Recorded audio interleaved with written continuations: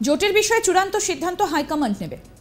আমার বিশ্বাস আসন্ন নির্বাচনের আগে পশ্চিমবঙ্গের নিরিখে এআইসিসি যথাযথ ব্যবস্থা নেবে, তবে বিজেপির সঙ্গে আপোষ নয়, আর তৃণমূলের সঙ্গেও সম দূরত্ব বজায় রাখা হয়েছে। পরিষ্কার করে জানিয়ে দিলেন প্রদেশ কংগ্রেস নেতা অধীর রঞ্জন চৌধুরী। বাংলায় কি তৃণমূলের সঙ্গে জোট হবে কংগ্রেসের?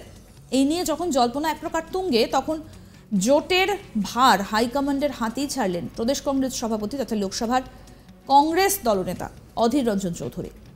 একই সঙ্গে অবশ্য জানিয়ে দেন নিজের অবস্থানের কথাও। ইন্ডিয়া জোটের বিষয়ে অধীর চৌধুরীর সঙ্গে যোগাযোগ করা হলে তিনি জানান, হাইকমান্ড যা সিদ্ধান্ত নেবে সেটাই চূড়ান্ত। আমার বিশ্বাস আসন্ন নির্বাচনের আগে পশ্চিমবঙ্গের নিরিখে এআইসিসি যথাযথ ব্যবস্থা নেবে, তবে বিজেপির সঙ্গে আপোষ নয়, আর তৃণমূলের সঙ্গে সমদূরত্ব বজায় রাখা হয়েছে। আপাতত বামেদের সঙ্গেই জোট থাকছে, তবে শেষ সিদ্ধান্ত নেবে এআইসিসি।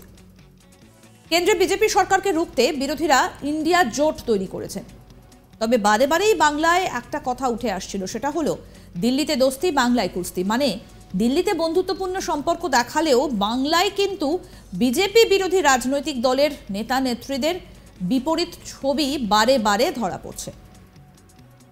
মমতা বন্দ্যোপাধ্যায় ইন্ডিয়া জোট গঠনে রাহুল গান্ধীর পাশে থেকে মধ্যমণির ভূমিকা পালন করছেন, কিন্তু বাংলায় অধীর চৌধুরীর নেতৃত্বে প্রদেশ কংগ্রেসের লাগাতার তীব্র তৃণমূল বিরোধিতায় ক্ষুব্ধ জোড়াফুল নেতৃত্ব।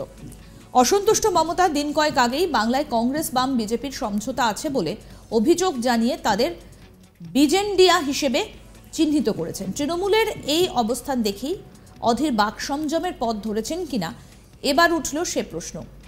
দিল্লিতে দোস্তি থাকলেও বাংলায় কিন্তু কংগ্রেসের সঙ্গে তৃণমূলের কুস্তির সম্পর্ক, আর তা বারে বারে প্রমাণ দিচ্ছেন প্রদেশ কংগ্রেস সভাপতি অধীর রঞ্জন চৌধুরী। লোকসভা নির্বাচনের উত্তাপ ইতিমধ্যেই ছড়াতে শুরু করেছে। ভোটের আগে থেকেই তা নিয়ে প্রস্তুতি নিতে চায় ইন্ডিয়া জোটের দলগুলো।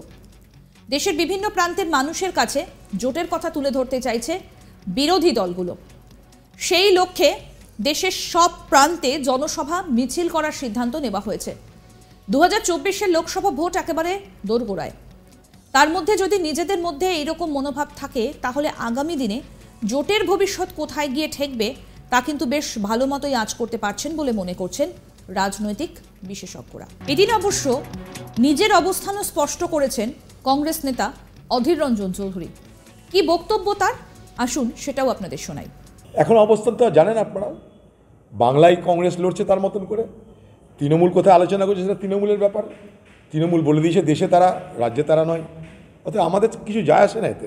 আমরা আমাদের প্রস্তুতি নিয়ে এগিয়ে চলেছি। কে আমাদের সবচেয়ে এলো গেল তার আমরা ধারধারি না।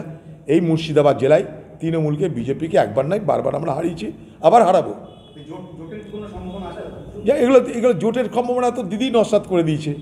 আপনার দিদির কথা শুনুন বেশি করে, তাহলে দেখতে পাবেন দিদি নিজেই জোট চায় না। বাংলার মুখ্যদের নিজে জোট চায় না, কারণ তার জোট করতে গেলে অসুবিধা আছে।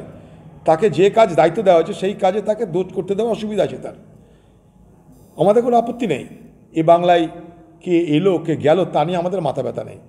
খুব আগেও বলেছি, আজও বলছি, এ বাংলায় কংগ্রেস তার নিজের ক্ষমতায় লড়বার ক্ষমতা রাখে। যেখানে আমাদের নিজের ক্ষমতা আছে সেখানে আমরা লড়বো, এটা স্পষ্ট কথা আমাদের। যত এগিয়ে আসবে লোকসভা ভোট, ততই যেন রাজনৈতিক উত্তাপ বাড়তে শুরু করবে।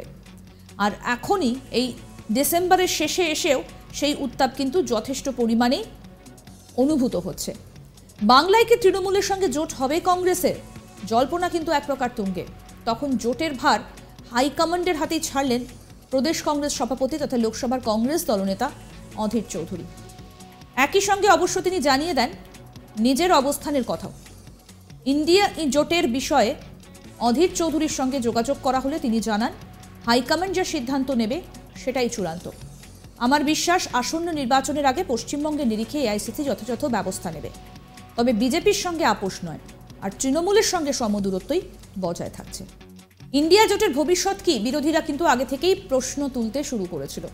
অধীর রঞ্জন চৌধুরী তিনি নিজের অবস্থান স্পষ্ট করছেন, হাইকমান্ডের ওপরই কখনো ছাড়ছেন, আবার কখনো তিনি বলছেন বিজেপির সঙ্গে দূরত্ব যেমন বজায় থাকবে তেমনি তৃণমূলের সঙ্গে সমদূরত্ব বজায় থাকবে।